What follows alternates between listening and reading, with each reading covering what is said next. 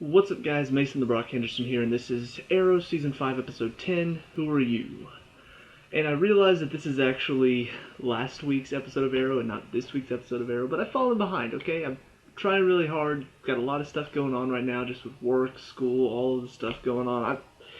Yeah, it's hard for me to keep up with everything, so I apologize. I'm working on getting back to it, catching back up with this week. But anyway, so we start off this one with obviously the big finisher from the first half of the season, Laurel.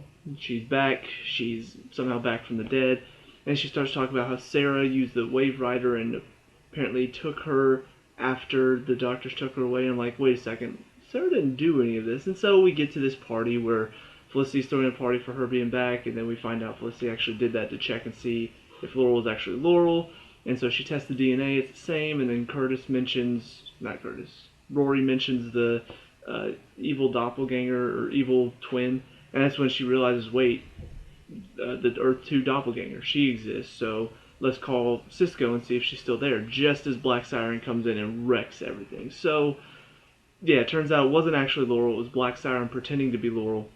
I don't mind this twist. Like, I actually think it's a very clever idea, having her pretend to be Laurel.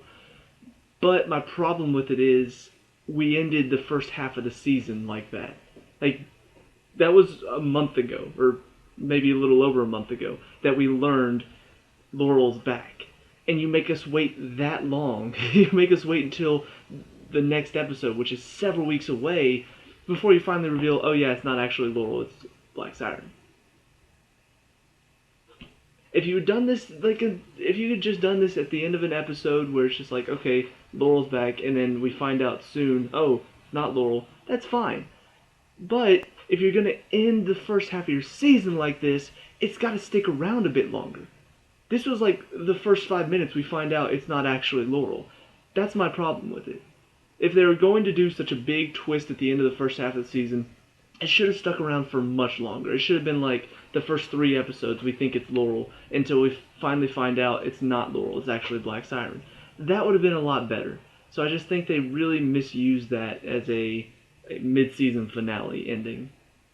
But going forward, that is a problem, but it's not something that's going to mess up the episode. So we keep going forward, and things are actually looking really good for most of this episode. I mean, you got Oliver and Felicity are trying to figure out what to do with this fake Laurel, trying to figure out if Prometheus is actually forcing her to do this or if she's actually doing it just because.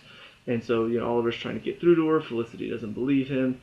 And then on top of that, we have Curtis. Curtis is kind of not in a good mood, obviously because of Paul. And so Wild Dog is like trying to find out what's going on in his own special way, the way that makes you want to just choke him until he dies. Yeah, he's trying to figure out what's going on. Curtis finally tells him, and then he finally kind of gives him a bit of a pep talk.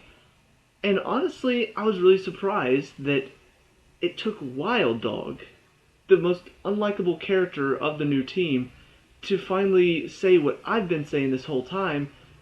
Curtis's abilities don't involve fighting. That's not his thing. His thing has always been, he's a genius. He's very good with inventing stuff. He ends up inventing a device that ends up stopping Black Siren at the end of this episode. That is what he's known for. And so having him on the team as like a fighter just because, oh yeah, he used to be an Olympic athlete or something like that. I don't even remember what he was doing before this. But it just didn't feel right. It felt like, why are we trying to teach him to fight when that's not what I know him for? I know him for helping out because he invents these incredible inventions that help stop the bad guys. Why isn't he doing more of that? And so finally in this episode we have that moment where Wild Dog's just like, see, this is what you're good at. He's talking about the dampener thing. He's like, this is what you do. Instead of getting upset over the things you can't do, why not look at the things you can do and be proud of that? And I'm like, even the most annoying character on the team is understanding this. Why is it taking it so long for this show to realize this is how you use Curtis effectively? So hopefully from now on Curtis will be a better character, because honestly that has been the one part of him that I cannot stand, is the fact that he's trying to be one of the fighters on the team when that's not him. And so it didn't feel like his character at all. So hopefully this is going to improve him. On the other side of it, though, the one thing of the main story that was kind of bugging me is we see Felicity is pretty much going up against Oliver. Like anything he says, she's doing the exact opposite. She's trying to get the team to do the exact opposite of what he's saying. And the problem I have with this is because I know what it's about. I know it's because of Billy. I know she's upset by that, and so that's her problem. I get that, but this is not the way to handle it. You know, if you're going to be upset by it, that's fine. If you want to be upset with Oliver because he went in unprepared and he let his emotions fuel, so even though Prometheus is the one who's responsible for it, Oliver's still made a mistake. You know, if you want to be, I guess, frustrated that he didn't think it through, okay, that's fine. I'm still not agreeing with you there, but I can understand it. But the problem with her is that she takes sort of this passive-aggressive stance on it, where she doesn't want to talk about it, and then in these other situations, you can see she's clearly going against Oliver and what he wants because of that. And she's using that as a reasoning without actually telling him that's the reason. So that's my problem with it. You know, if you want her to be mad about it, fine, let her be mad about it. If you want her to leave the team, fine, let her leave the team because she can't handle that. But don't have her do this sort of flip-floppy thing where one moment, oh yeah, I'm fine, I'm fine, I'm fine, and the next moment, hey, if she starts to attack, I want you guys to attack her. You can't have both.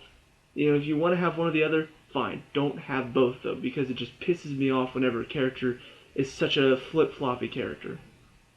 So, all of that's going on. We finally have a moment where Oliver is trying to get through to Laurel. Seems like it may be working, but then Felicity goes in, and the way Laurel is talking to her, I'm just like, yeah, you know, she's definitely evil, you know, because, I don't know, just, if you were actually somebody who's being forced to do it, and somebody came in and you started talking to him, like, oh, look at this, why don't you, or do you have a sister? I heard Oliver loves sisters, and just all of those lines, I'm just like, yeah, she's clearly evil. I don't think there's a way back for her from this. And so Felicity lets her out, puts a tracker on her so she can find Prometheus. They get to the warehouse, Oliver's fighting Prometheus. Curtis and Felicity are trying to make the device to stop Siren, and so they come in. Oliver is fighting Prometheus. He says it's either me or you save Felicity, kicks him through a wall to help him save Felicity. And so he goes over, tries to talk Laurel down. Laurel says, that part of me was never there, and then starts screaming at them. Curtis shows up with the device and shuts off her powers, and that's pretty much it. So that's the story for this episode, and like I said, not bad at all. I really think there are some issues, but overall, you look at the first half of the season and some of the choices that were made there, it really is an improvement on this show. So, all of that being said, we do have a few other things to talk about. One, we have the flashbacks. We see the guy who works for Kovar, but also for the Bratva. Apparently, he's trying to double-cross Kovar, possibly. I don't know. But he and his men are torturing and questioning Oliver in this episode. And we see he's trying to force Oliver to come work with him. And Oliver, of course, is saying no. So, the last scene is all of a sudden you hear all of these like noises going on outside, and you just know somebody's wrecking all this guy's people. And so he goes to open, or one of his guys opens the door and gets killed, and then all of a sudden he's running and goes to shoot, and all of a sudden an arrow goes through his hand into the wall. And so Oliver like stumbles across to see who it is, and he sees Laurel under a hood. I'm like, wait, what? Laurel? And all of a sudden the face goes to a different woman, and she's like, hello, I'm Talia. I'm like, oh, okay, so this is Talia al Ghul, but why show Laurel? Well, if you want the answer to that, the very next scene is Oliver saying, I didn't keep my promise, I want to keep my promise to Laurel. And, of course, the promise he's talking about is the one where, you know, last season she said that she wanted him to find the next Black Canary. You know, the scene that was so important that they decided not to tell us what she said until this season, just to make us think that possibly, you know, something else was said, and they kept it all in secret just to piss us off even more. You know that scene? Yeah, that scene. But anyway, he says I didn't keep my promise to her and I want to. And so after that, I realized, oh, so this is them slapping us in the face with Talia is going to be the next Black Canary. You know, like, they couldn't just let us figure out that, okay, here's a scene where Talia saves him. He says, I want to find the next Black Canary, and then they show Talia in a bar. No, they have to be like Laurel's face under the hood first, and then we see Talia. It's like, You see, even the stupidest of the stupid can figure that one out because they saw Laurel and then they saw Talia and then she's gonna be the next Laurel. I get it now. I mean, seriously, your audience isn't that stupid. You don't have to do that. And that's honestly, like, the rest of the episode, I'm fine with. The mistakes are not as bad as some of the mistakes that they've made before, so I'm fine with. That scene pissed me off more than anything. I'm like, are you serious? You really don't think we can figure out that she's going to be the next Black Canary? You have to slap us in the face with this by putting Laurel's face where hers should be. I mean, come on. Who do you think we are? You really think you're attracting the lowest of the low that you can't just let us figure it out on our own? Oh, but anyway, Talia seems pretty badass, so hopefully, bringing her in will kind of add something to the team that we don't have, which is a straight up badass. Even Rory, even though he's cool, he's not really a badass. He's just got some cool powers. But obviously, Wild Dog is not, Curtis is not, so I'm hoping Talia does improve the team a little bit. And then on top of that, the final story to talk about is Diggle and his story. After he got captured by the people. Now he's back in prison, so it kind of makes that first prison escape feel completely pointless, because, I don't know, now the only difference is he's gone in with, I'm going to fight these trumped up charges. I'm like, okay, so I guess there was a little bit of a change, but it feels like you could have done this a lot easier. Like, Oliver goes in and talks to him, and that helps him decide he's going to fight this. You didn't have to break him out, have him be around for a few episodes, and then put him back in with this new attitude. But the really interesting thing about it is Oliver goes to talk to Adrian Chase and convinces him to take his case. And so we see Adrian as he's trying to talk to what is he, a general or a colonel or something? The guy that's trying to frame Diggle for all of this. He's trying to kind of force his hand and be like, let me talk to a judge about this. It's going to take some time. And then the guy's just like, I have the Attorney General on my phone. She could take away your badge, pretty much. And so we see him start to realize something is going on here. This is not just Oliver trying to help out a friend. This is something seriously wrong. And so there's this moment where it feels like Diggle's about to leave, and so you just hear him say, hit me. And Diggle's just like, oh, okay.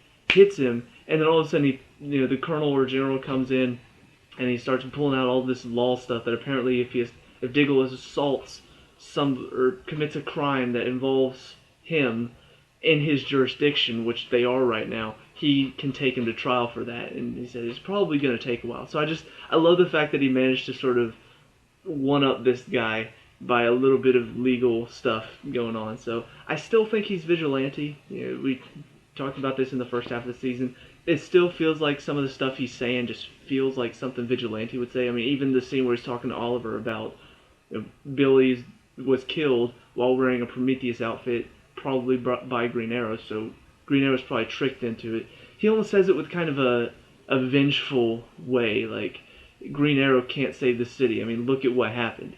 He tried to save it, and then somebody ends up dying because of him. And so it just feels like he's vigilante. He's got to be vigilante. And I don't know why we haven't talked about it more. I don't know why that was just a one-episode thing, and all of a sudden he's gone, and now that's it. But either way, it's something to look forward to, hopefully. The stuff with Prometheus is still interesting. I still think it's probably going to be the girl that Oliver's dating right now. Either that or hopefully Tommy. If it's just some random guy, I'm really going to be pissed. But we'll see where it's going. But for now, I'm okay with it. Just that final scene was really... This is the only really thing that just pissed me off about this episode. The rest of it was okay. So let me know what you guys think down in the comment section below. What did you like and dislike about this episode? Let me know. We can talk about and discuss all that good stuff. Leave a like and subscribe for future error reviews, and I'll see you at the next one. Peace out.